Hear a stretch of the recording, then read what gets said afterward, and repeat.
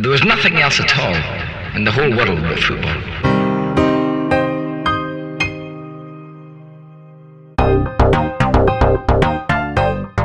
Hi guys, Simon here from the FFF. This is the first ever episode of the FFF Cinema, where I sit down with my brother Gavin and we talk about Holy Goalie. Hope you guys enjoy. Give me 2 tickets to that football film right now.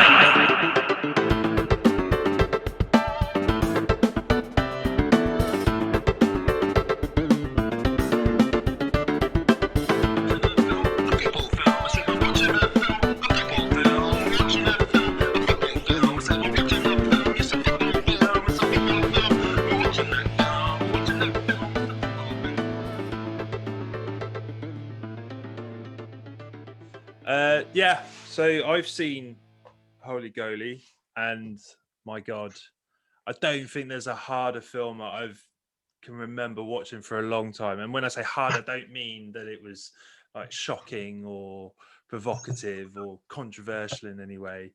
It was just such a slog. So boring and so hard to watch. I even skipped like bits just to get to it. Oh, that's cheating. You made me watch it all. Like, oh no, I can't skip any bits because Simon will be annoyed because it's from the podcast. There's no rules. Well, when I say skipped, I skipped like just like a few seconds just to try and get through it as quickly as possible. But that's still something. No, I'm pretty sure, Gavin, I did not miss anything in those things that I skipped. I'm certain. You could have skipped to the end and you wouldn't have missed anything. Yeah. I would have got a bit of my life back. I would have got an hour and a half of my life back. And it's the thing, because I think I read a review and somebody said, "Oh, it's only an hour and a half. It's like a nice short film." It's like, it's an hour and a half too fucking long. It's terrible. It was terrible. Do we need to describe to people exactly what it was we were watching? Because to avoid slitting my wrists, how about you tell us about the film and you describe it for us, Gavin? I'd really appreciate it. Well, it's a Spanish movie set around the world of. Was it set in a monastery? There's like a monk. The whole premise is that there's a monastery that a monk gets sent to, and the monastery is going to be taken down and they're going to be moved. So to make money, they form a football club to win the promoter. Yeah, to win back their monastery. Now that's very typical up and under, full Monty, that usual comedy style. Yeah. But when you actually watch the movie, that's the least farthest thing in the film that it's about. There's so many offshoots that, like, oh my God. Yeah, it's like, why does it even matter that the monk that comes in, that's the bad boy of the bad boy, he's got a tattoo of Jesus Christ. Yeah. There are a lot of questions that the film poses, and there's no decent questions that it poses. It's just, why on earth did you include this in the film? I think the biggest question for me is, why is it called Holy Goalie? Because the first thing I thought when I saw the title of Holy Goalie, I thought, oh, this is going to be sent around a goalkeeper that happens to be a monk or happens to have some sort of religious, religious sort of inclination for a goalkeeper. Now, the goalkeeper in the film, he's just a sort of bit part character. Like, why? I think they literally just chose Holy Goalie as, oh, it's a cool sounding name, and also because it's a Is it translation. right? Yeah, but the actual Spanish title is called God See Me Now or something. Oh, okay. So like the English title is Holy Goalie. It's like, oh, let's just think of a cool sounding name and let's just, oh, that rhymes and it sounds cool. Like whoever the hell was on translation title duties needs hanging. It was absolutely bad. And the script writer and the director, all of them, hang them all. I mean, it was just hilarious that, you know, you thought, even if it was going to be sort of by the numbers, that a lot of British movies are like this, where you've got, like, you know, the small dog, you know, beating the system and stuff like this. But it even just throws that away. You know, you get the obligatory training scene and stuff, the underdog beating the big guy, but they just seem to ignore it and then go down that weird romance. How can you have a romance?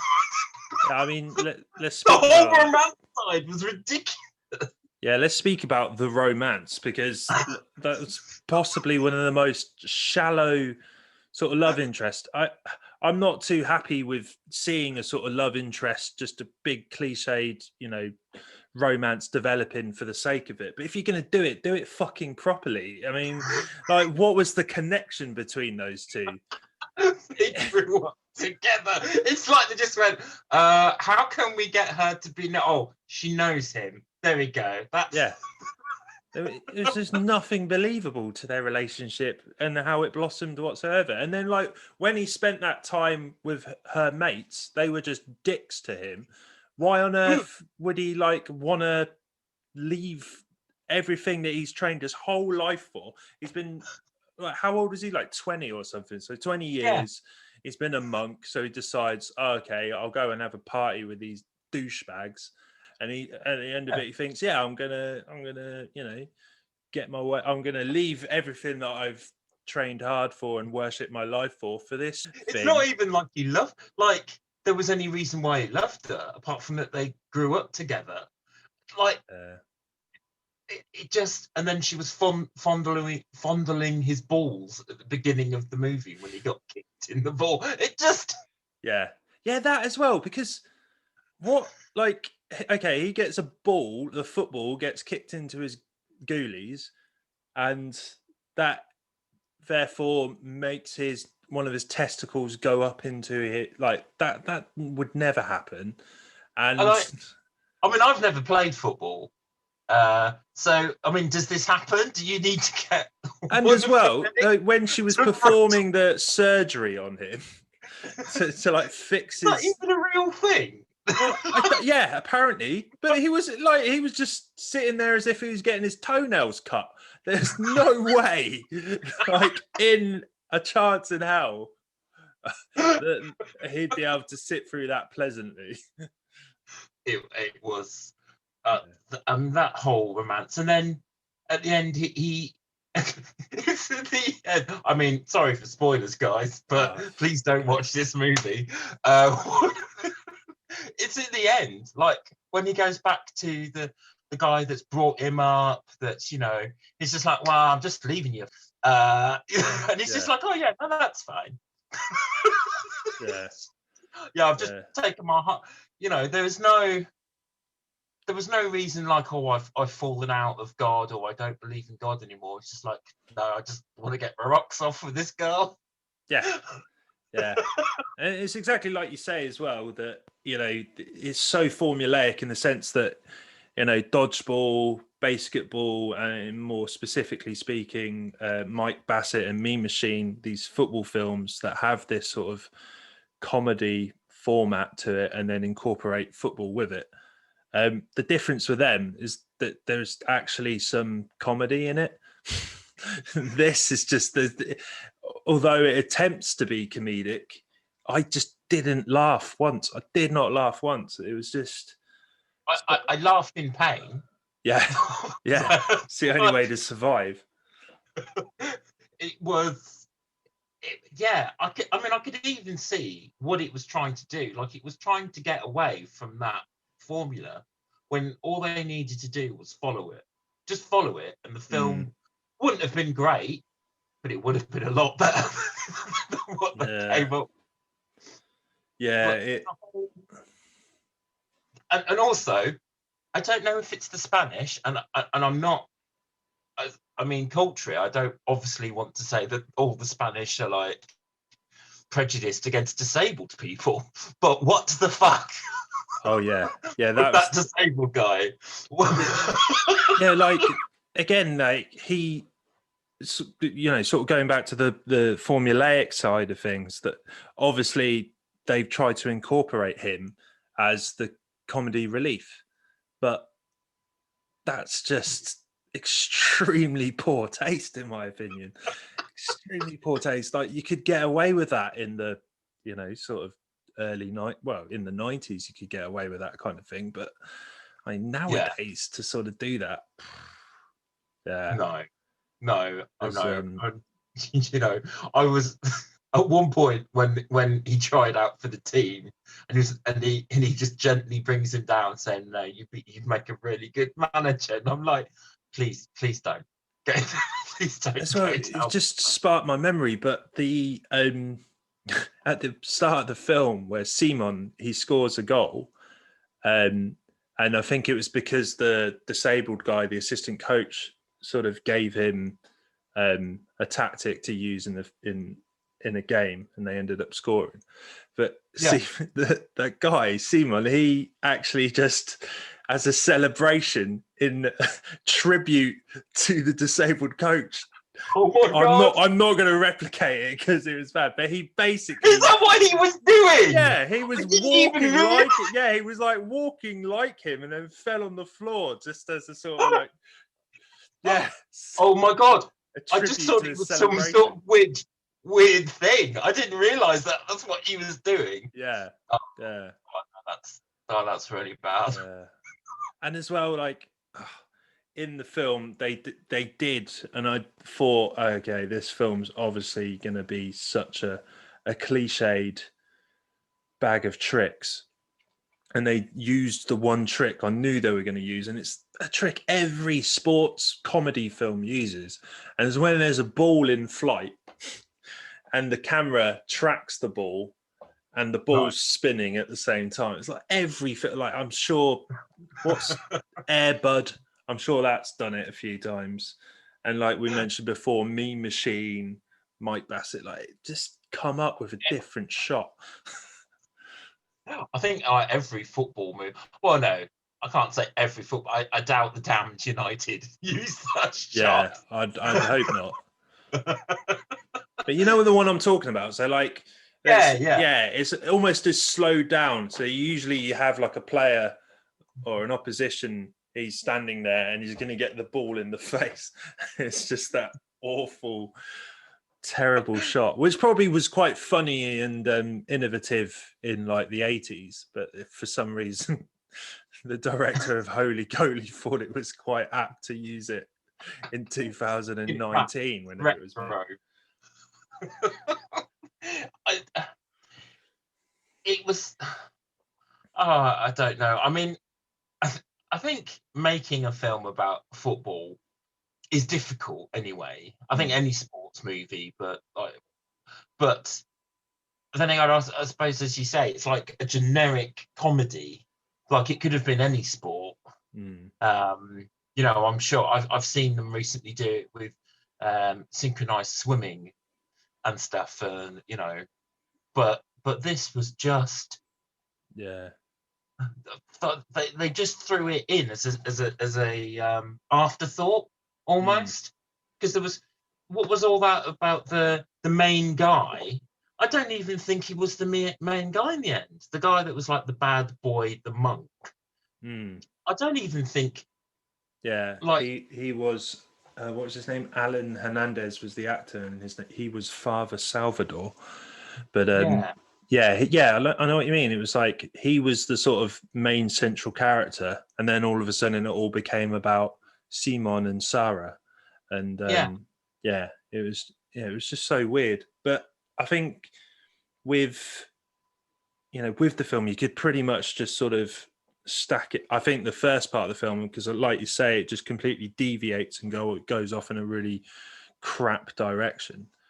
But just the way it starts, you could just compare it to dodgeball, to basketball, to all of these sort of really, man, I wouldn't say crap, because I really enjoy dodgeball. I really enjoy basketball. I think the reason why those films are so good is because the humor in the films are brilliant. It's not necessarily about the narrative structure. It's not about the formula. It's really about the jokes. But that's all you've got in Holy Goalie is the structure, because the jokes are just so absent. I can't even remember any of the jokes. Like, and didn't they have like a business as well? Like making pastries? I don't know. And as well, like at the beginning, that Salvador guy, so he's getting punished by the monastery, isn't he? Because he used money to save the African school that children. So like he was out in Africa, out on some sort of convent, and he was trying to save them because they were taken hostage, or like he had a gun to his head and he had to give them money or something. Well, yeah, they basically, the guy had said that he wouldn't take the kids as African soldiers, but Salvador said that he would pay him, so that's why he used the money from. It just so happens to be a computer hacker that can hack into the into the holy. It was just such lazy writing as well, because like, I don't know about you, but I felt like they were trying to establish one of the guys who actually looked a bit like Jim Royal from the Royal Family. They're trying to establish him as the bad guy. He was the sort of head of the monastery. Yes. And then, like, all of a sudden, because he was, he wanted to shut down the football team. He wanted to shut everything down. But then all of a sudden he changed his mind because he saw some photos of Father Salvador's background. And then that's what sort of sparked his change of heart. And then he said, no, the football's back on. Like, what? It's like from 0 to 100 in quick. I think that's where it started to go wrong, to be honest, because no, Gavin, it started to go wrong the moment it started. I tell you that. Yeah. I must admit, it didn't sort of look at the football enough either. So they could have done a lot more with doing like training, because they'd never played football before, and all of a sudden they got really good. Like at the beginning, they couldn't even kick a football, and then they were like doing scorpion kicks. And yeah. I can tell you now, looking at it without the sort of film background that I have, or we both are massive film fans. As a football fan, there is no chance in hell any of those. Maybe the Jesus guy who's brought in as he's the really good footballer, but none of them had any ability about that. You can just tell by looking at people. Like, there was just nothing footballing about any of them. No, it was. Apart from there was the Brazilian stereotype, because he was Brazilian, therefore he had it in his blood to play football. Like, okay, nice racial stereotype there. That's fine. Racial stereotypes. I love how they made the Pope a bad guy as well. Yeah, because they had to play against the Pope's, because the Pope's got his own football team. Obviously. Yeah. Vatican football team. Yeah, as you do. And then I love that they were then just adding match fixing in there, just like it's normal. Yeah. You've got to lose. And they played at the Coliseum as well, didn't they? Which Yeah. isn't open. Yeah. Yeah.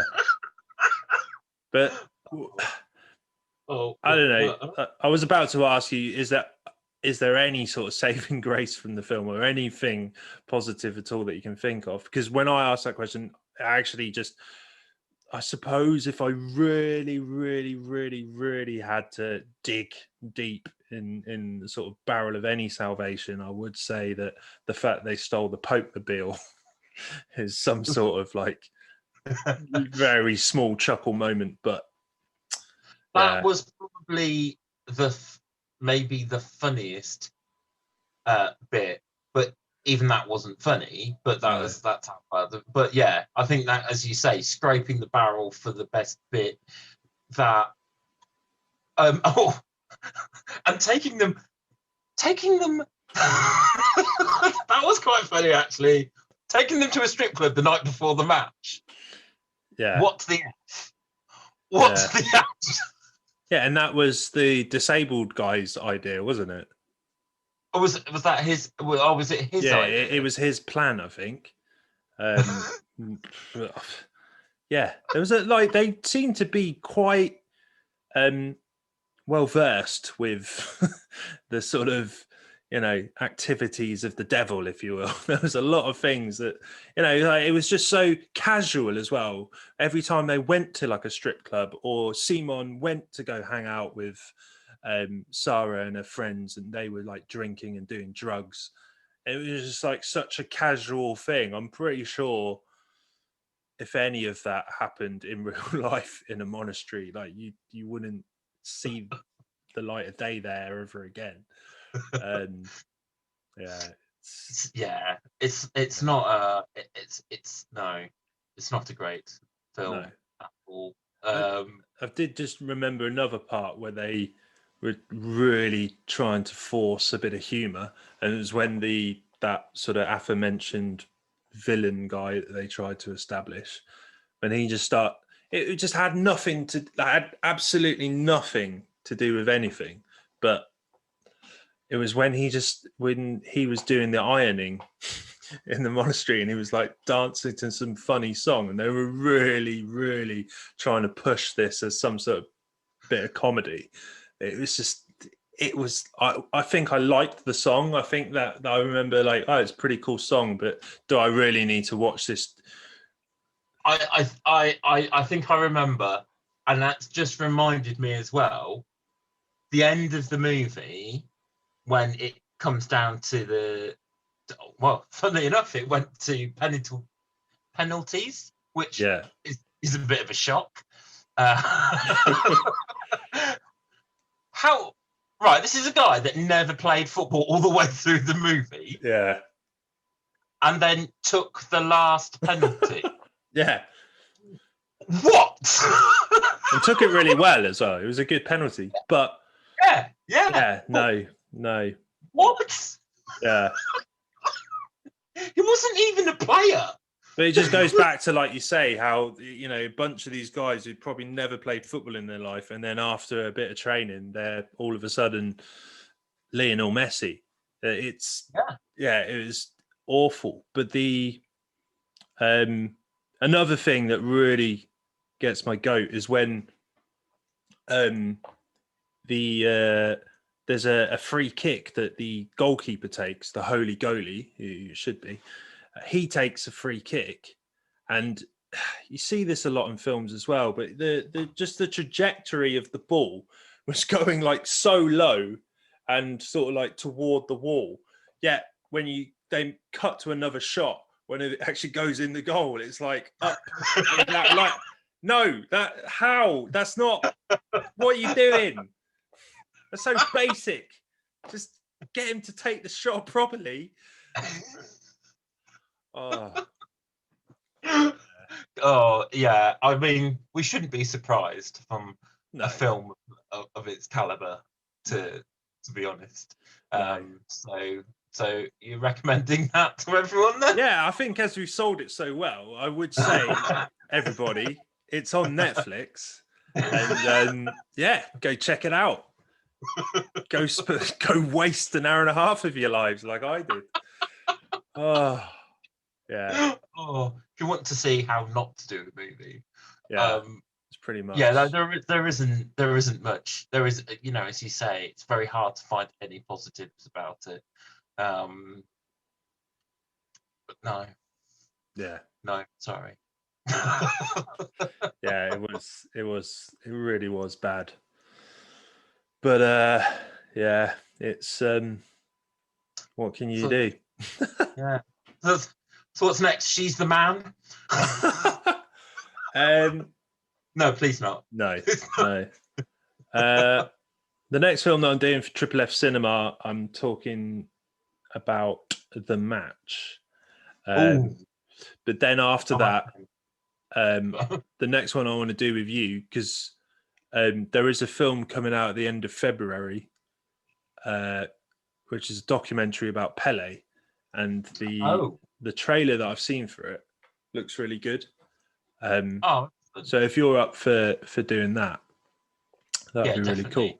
Yeah, that'd be really cool. I was thinking as well, Pele. He was in V for Victory. Yeah, is that the Escape to Victory? Do you mean? Oh, Escape to Victory. Yeah, you got that mixed up with V for Vendetta, then, didn't you? Yes, I did. Yeah. Pele wears a Guy Fawkes mask. Yeah, I was gonna say, what a crossover that would be.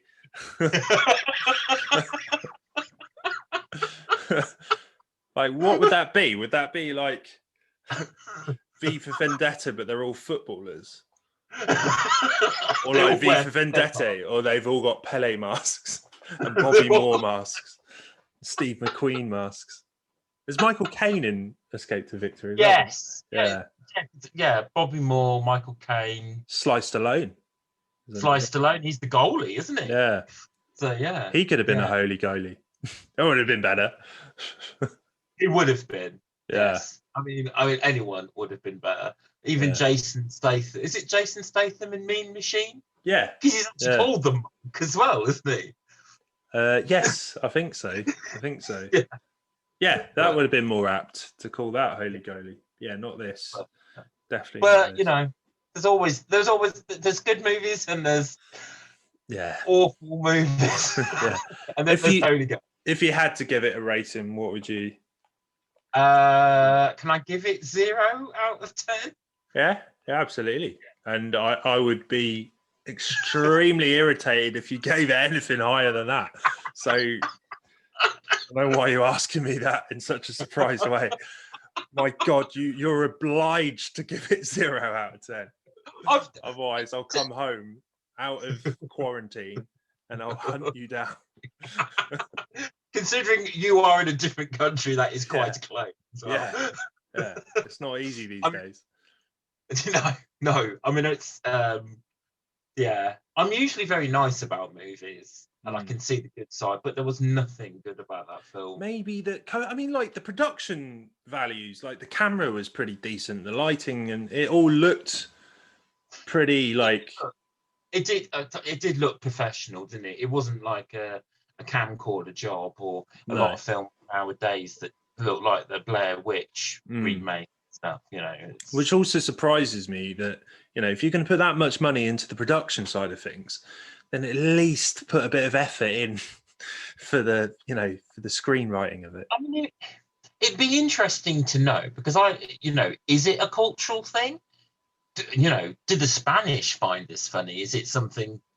Would it be something that a Spanish person, is it lost in translation? But I think it's just a really bad film. Yeah, I do have a Spaniard co-host, and I will ask him to watch the film, and I'll see what he thinks, and see if he ever sees you again.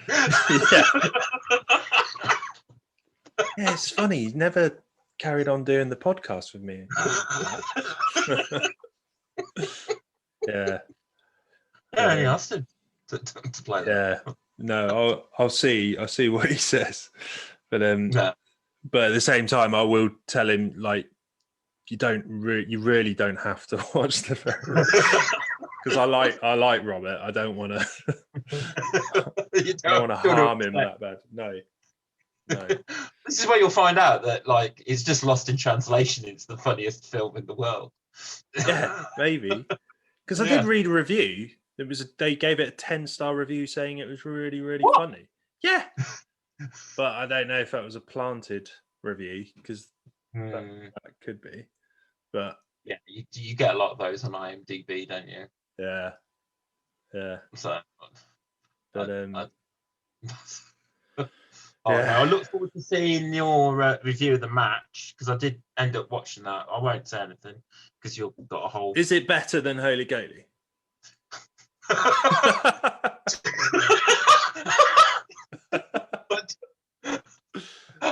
If you'd made me watch two films exactly the same, I wouldn't be on here now. Wait, is the match really bad or? No. If I had to give it a rating, I'd give it probably 8 or 9 out of 10. Really? Yeah. I don't like football, as you know, No. which is great that I'm on a football channel. I'm giving people the chance, the platform. Yeah. The Yeah. But yeah, I am looking forward to seeing what you guys think. I actually was pleasantly surprised by it. So yeah, that's all I'm going to say. I'm not going to review when you're going to do it. But yeah, it's you and Ollie, isn't it? So, yeah. Another person that doesn't really have much of an interest in football. So you're just converting us all. Yeah, pretty much. But no, that's the edge that I want to take. I kind of want to. Obviously, I will have sort of big football fans on here talking about films as well. But I think it's quite interesting to have people that don't have much of an interest in football, but are able to give a sort of subjective analysis based on the film alone. Yeah, that's what I'm hoping to achieve. It is interesting to see, and it's like with a lot of football films as well, with the fans and stuff. I think you can have that because anything that you put your whole life into, doesn't have to be football, does it? It's just whatever. That's what you all have in common is the love and passion for something. I think. So that's where you get it through in the films. So yeah, definitely. I've enjoyed. I mean, even though it was a bit painful watching the film, I have enjoyed talking about it. So yeah, thank you for letting me do that. Yeah, but yeah, no. Next one, I'm pretty sure Pele. Or if I come across another film, in the meantime, that's worth sort of watching, and worth sort of talking about as well, then I'll get you on before. Actually, I will try and get you on before. So I don't know what I will have a think about what sort of film to get you on and talk about. But I'm pretty sure we've set the bar really low. So wherever we go from here, it can only go up. Well, it doesn't matter now. I think we could probably watch Football Factory or Danny Dyer's best football hits, and it'd still be better. Is that such Football Factory is a thing, but Danny Dyer's football hits. I imagine there is something like that out there. Yeah. Like Danny Dyer's probably got his face on something. Oh yeah, art. Yeah. Brilliant. I wouldn't mind watching a bit of Danny Dyer. It's always a bit chuckable. Especially after that, I would actually that's a sentence I never thought I'd utter after like in my life, but after watching Holy Goalie, yeah, I'd give me Danny Dyer any day of the week. I think the Football Factory would be better to watch than Green Street. But I don't know. I am going to just personally anyway watch The Damned United as well, just because I really like Michael Sheen. So let's talk about Damned United then, because I was thinking maybe Football Factory or Green Street, like you say, but Damn United is on Prime as well. I don't think I could handle Green Street because of Charlie Hunnam. Yeah, that accent. How can a British person fail at doing a British accent? I don't understand. He sounds worse than Dick Van Dyke. It was so bad. So bad. British. But he struggles at every accent. Like, his accent is not an accent. I don't know what... Like, he's from the Northeast, but he doesn't sound like he's from the Northeast. He's American. No. He's all right. Oh, right. Sorry. He's American, yeah. Yeah, he's American. When he's doing, like, American, it's okay. But his any British, like, as you say in the accent, but I don't know what happened there. And also, don't think I can watch Elijah. I just can't do Elijah Wood as a football hooligan. No, it just doesn't work. Yeah, one of the funny things of Green Street as well. Just obviously, this is not a review, but I do often chuckle at one of their sort of the lines from the film. I think it was Hunnam says it to Elijah Wood as a sort of threat. It's like, because obviously Elijah Wood's going undercover as a journalist, but Hunnam just warns him, like, if you turn out to be a journalist, I'll fucking cut you first, because there's one thing we hate in this world more than police, and that's journalists. It's like, what? The football hooligans don't hate journalists. Like, what? When is that ever a thing? I didn't know that they said that. That's brilliant. I'm paraphrasing. I'm not sure it's exactly it, but it's along those lines. It's like, what? Oh my God, that's amazing. Yeah, but I think talking about Green Street is something I'd want to avoid. But Football Factory, it'd be quite interesting to go back to Football Factory. Was it like 15 years ago now? Well, yeah, and then you've also got The Firm with Gary Oldman as well, haven't you? Which one of the original football. Yeah, remember that being quite dark, actually. And, but it was. Yeah, naturally, it's about a football firm, which is naturally violent, so it should be that way. I think what was the film you mentioned? Sorry, that we should watch. Oh, The Damned United. Yeah, which I don't think is a very joyful film either, but it's something that interests me because I don't know anything about the whole Dalgish. It's Dalgish, isn't it? No, it's no, not Dalgish. Brian Clough. Brian Clough. Yeah. Pardon me. Yeah, of course. Yeah.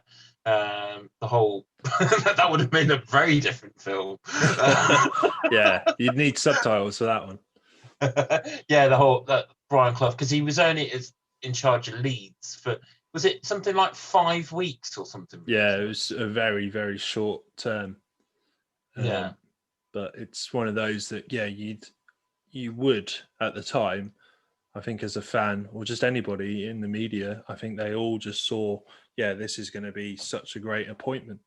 But for obviously reasons that are disclosed in the film, it just didn't go down that well. And it's really, really cool to see. And Michael Sheen's brilliant as well. So it's really good to it's a really good film. But it'd be really interesting to return to it and have a look also, at it. I suppose it would be good to know what other people rate as their all-time favourite football films, and we can review those or something. Yeah, definitely. Definitely. I'll put some questions out there to the people and see what they say. But I think if we schedule The Damned United in for the next chat, and then we can just talk about that, cool. Would be really cool. But I'm just glad that's out of the way with, because Holy Goalie, because that was just, like I say, such a slog. And really, I know we've said people should watch it, but just please, with all of the might in the world, avoid that film. avoid it like the plague. It's so bad. So bad. You can tell you're not sponsored by Netflix, Simon. No. I'm a man of the people, and it's the best thing I'll do for them. Don't watch this film. No, absolutely We've not. taken the pain for you there. Yeah. Trust our every word. Oh no, that was great. Thank you very much, mate. I've really enjoyed that. Yeah, So, no worries at all, man. And yeah, it'd be great to have you on again. And yeah, that'd be brilliant. Cool. Thank you. Excellent. See you later. Right. See you later. There was nothing else at all in the whole world but football.